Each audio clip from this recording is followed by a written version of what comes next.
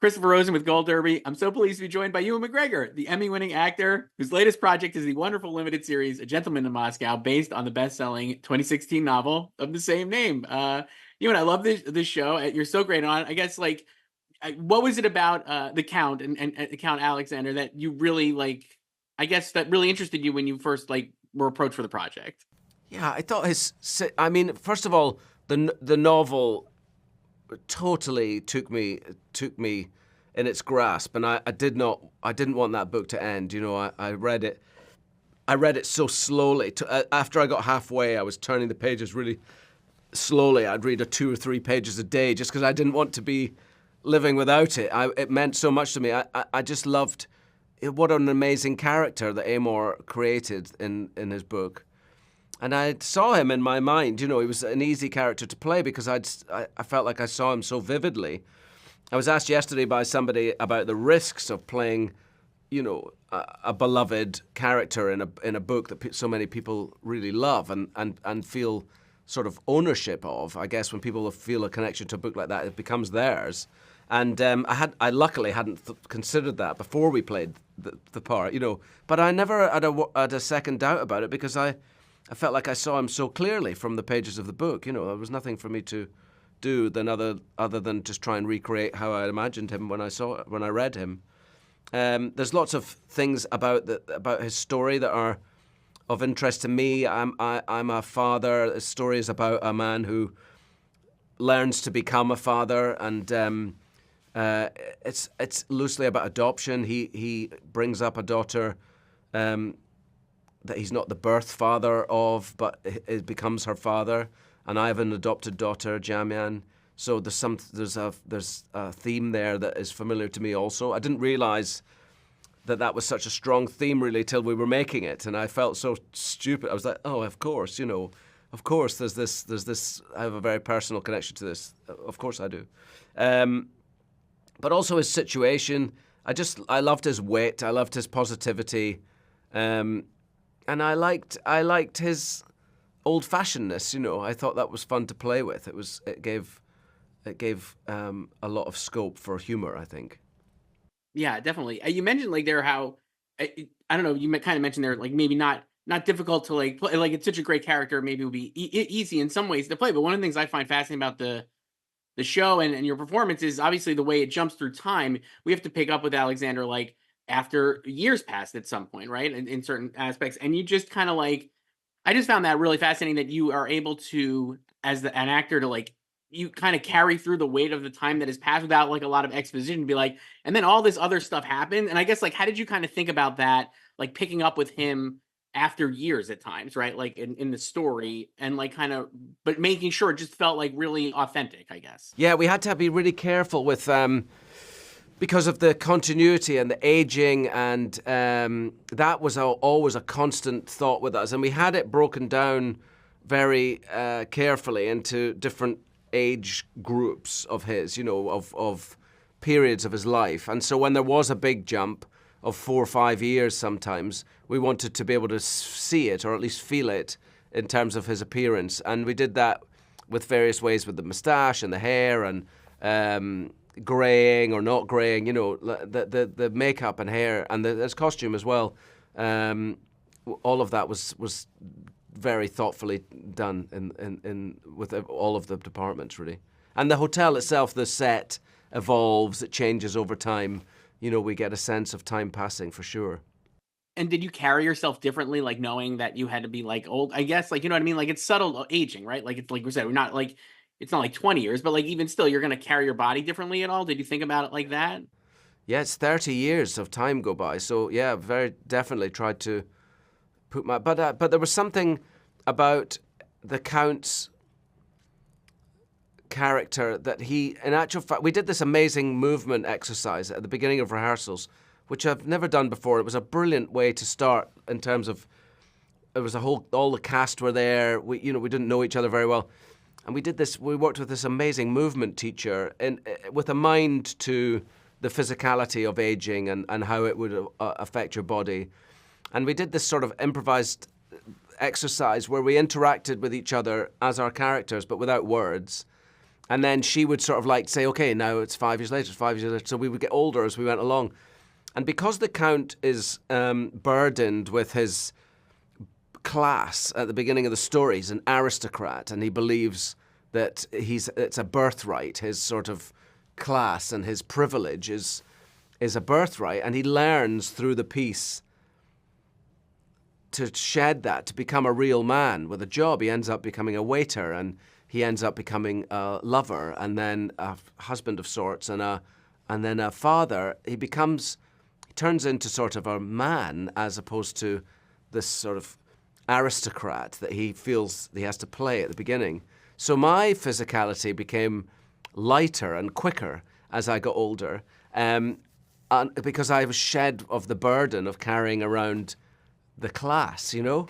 And I thought that was really interesting. It wasn't a cerebral thing. I didn't think about it. It totally just came out of this one movement exercise that taught me such a lot about how to play him, you know? I thought it was really interesting. So my aging isn't as... Some of the other actors are the opposite. There's Andre, the waiter in the Boyarsky restaurant, loses his son in the middle of the story, and his physicality as he got older became much more hunched and older because he had this huge loss in his life. And but the Count story is going in a different direction, I think. Yeah, it's like he's like, you mentioned how he's like really becoming like a man, right, or a person, right, throughout the whole thing. Yeah, you talked about like how it's like father-daughter relationships and stuff. I the other thing I love, and I think that really comes through in your performance, he has these two great relationships with like Nina and Sophia, right? And in both of those, you're playing with young actors playing Nina and Sophia, and then later we meet them as older young women. And I guess like for you, we have to believe that it's the same person, right? But they're obviously not. The actors are different. You're four different actors, and it's again like completely seamless to me. And like I think that's a key to like I think all those actors, the four young women, are great. But I also think it's like a very key to your, I guess, the way you play off of them. It just feels so realistic and very authentic in that case. So I guess like how did you kind of like make sure that the relationships with like Nina and Sophia would carry through and feel like it was like we were just watching somebody who had grown up, right, basically with Alexander, or in Nina's case, maybe had time apart, but still come back into his life? I feel like it was in the writing, and also, like you say, the four actresses were so good that it was very easy to do. Like it was, it was very natural to play opposite them, and for it to be convincing. Like the two Sophias were in fact real sisters. So the older sister looked so much like the young sister, and vice versa, that it was totally believable. That I was saying on set, they're going to wonder how we did this. It's like really like we aged you up, you know. But they were all great. They all brought their own unique versions of those characters, you know, that I got to interact with. It was lovely, just brilliant. I mean, I'm always amazed at young actors who have, you know, who have very little life experience yet, and yet they're able to portray another human being. It's an amazing. You wonder how do they do it? It's incredible. Yeah, it's really great. And I hazard to just go through like the great. It's again, I agree with you what you said earlier about the book, like not wanting it to end. I felt that way about watching the show because I just found like again, I was like I burned through it, but I was like again, oh man, I don't want to leave so many of these characters behind because they're all so well drawn. But obviously, you get to work with Mary Elizabeth Winstead, who's your wife, and she's incredible in the show as well. And you're playing not necessarily husband and wife, but like you said, like kind of like a long-term relationship. Towards the end, it gets incredibly emotional, I guess. And like, how is it playing those scenes? Not to spoil like like the story, but I guess how is it playing like kind of those scenes with your actual real life partner? Oh, amazing! I mean, I think she's the most amazing actor, Mary, and I've been lucky to work with her on 3 projects now, and just always looking for the next one that will suit us or fit us. Because I love working. I love going to work with her. I like working with her is so instinctive. We know each other so well that it's an amazing. But it was even when we didn't know each other very well. Working on Fargo, we had a very instinctive way of working together. Towards the end of the story, it becomes very emotional. It was devastating to play some of the scenes at the end. Yeah, really. Yeah, It's but devastating but to watch amazing, what a too. privilege to work to go to work with the woman you love. It's great. Yeah. Do you think like is there something when you work with her, like you said, you worked with her three times or on three different projects so far? Do you get like have you like learned something about yourself as an actor that you maybe didn't expect having getting to work with her? I think you always learn. I'm not very analytical about that Okay. kind of thing. I find it difficult to pinpoint things you've learned because I think the whole process is about learning, and you're always learning from the people you work with. It's difficult to put your finger on what, though. It's not like an actor teaches you one thing or another, other than you're in the moment together, and that's I don't know. It's difficult to say. It's very natural working with Mary. That's all I can say is that we know each other very well, um, and we had these two amazing characters to play, and also very funny story. Towards the beginning of the story, there's a period where she totally sort of cold shoulders me and doesn't totally ignores him, and it drives the Count insane that she's ignoring him. And playing all that stuff was just very funny with Mary. It was very funny to play those scenes. Like you said, it is while the story is very emotional and goes to some really I think emotional places, it is very funny as well. And I think your performance as the Count is like very like, I just think it's very amusing, especially in those early episodes. Were you I guess when you like maybe not, I guess, but were you thinking do you think of other like was there something that you were thinking of like as a comp or like for you to be like, "Oh, I love this kind of comp like this kind of performance," or something that you were thinking of when you were doing this? No, I just was trying to be him, and I felt like a kindred ship to old movies doing it, not because of the period, but because of the nature of the writing and the nature of the drama. There's something inherently old-fashioned about the story and the telling of the drama being sort of heightened and from the heart of the characters, that reminded me of old movies. But there isn't anything. There's no performer or movie in particular, just other than the sort of vague. It felt like we were maybe making films and making this film in the 40s or something. When in some of the scenes because of the way they're written. I think I love that. I felt that was really lovely.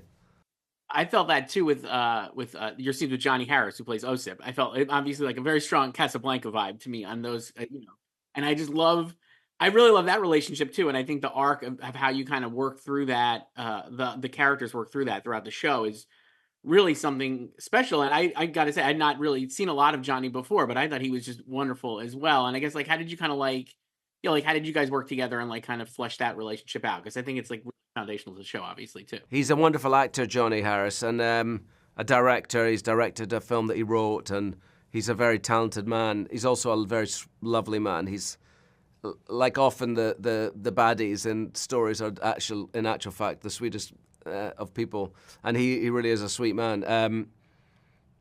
And that relationship is very funny in that behind it, he's totally the Count's prisoner. He's the reason the Count is being kept in prison, if you like, in this very luxurious prison. And but at the same time, although he's totally has the dominant hand in this relationship and forces the Count into, he tries to get the Count to tell on his friends, and underneath it all, he wants the Count's approval. He wants the Count to think that he's a gentleman too, and he's not a gentleman. He's responsible for killing lots and lots and lots of people, and torturing people to get information, and he's a seriously nasty character. But he wants the Count's approval, even though he hates who the Count is. He hates the idea of aristocracy and privilege. And as a communist, he's so abhorrent. He finds the Count to be a despicable person, but yet he still wants his approval, which was always fun to play with. And Johnny did that beautifully. I really there's a scene where you got your characters are I think talking about Les Mis, and it's very amusing, right? Or Jean Valjean, right? And I love that scene. I thought that's so very funny, and it's a very good sequence, which I will not spoil, but I thought it's very Yeah. good. You get to play that relationship really well. Lovely intellectual sparring that, and also that the Count is just so well read and everything. He's able to insult people without them knowing at all that he's doing so. It's really good.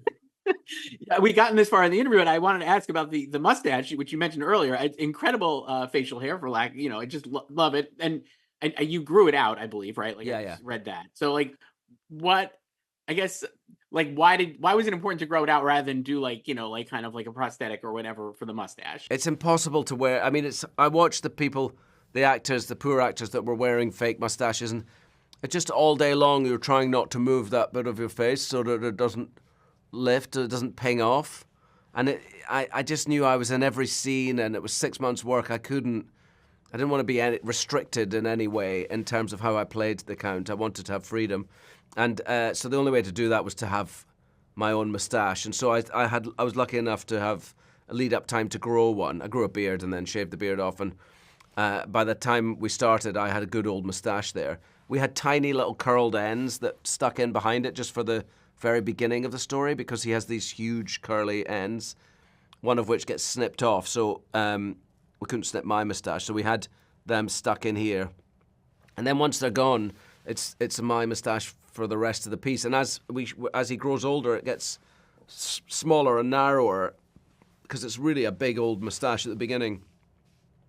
And I felt like my grandfather, like my hair gets sort of more pushed back, and I get grayer, and my moustache gets more thin as my grandfather wore his. And I felt like it's interesting, I feel like I become my grandfather in a way as I go through this piece. To me, it's really, that's what it felt like. And because we shot it sort of in order, because they knew I wanted to use my own moustache, they had to sort of make that work. So we do.